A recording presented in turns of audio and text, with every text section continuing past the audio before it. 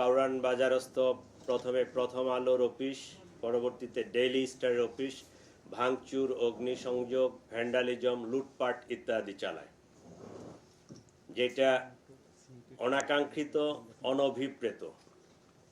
এটা আমরা কখনোই কাম্য করি না।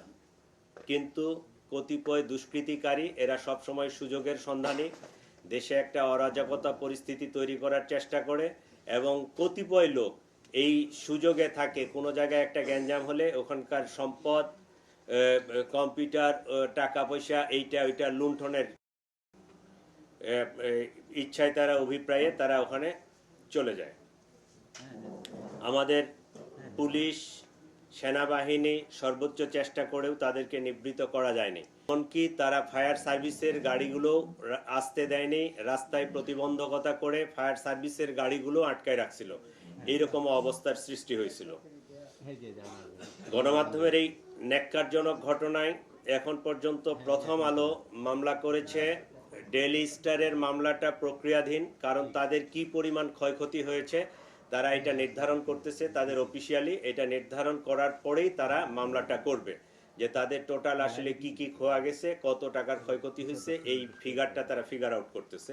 এই কারণে তারা মামলাটা করে নাই। প্রথম আলোর মামলাটা হয়ে গেছে। ইতিমধ্যে Dhaka metropolitan police, DB, CTTC এবং অন্যান্য গোয়েন্দা সংস্থাগুলো ভিডিও ফুটেজ দেখে এই দুষ্কৃতিকারীদেরকে চিহ্নিত করার চেষ্টা করেছে, এবং আমরা গ্রেফতারের প্রচেষ্টাও অব্যাহত রেখেছি। এখন পর্যন্ত থানা পুলিশ কর্তৃক 13 জন এবং সিটিটিসি কর্তৃক 3 জন, ডিবি কর্তৃক 1 জন, মোট 17 জনকে গ্রেফতার করতে আমরা সক্ষম হয়েছি।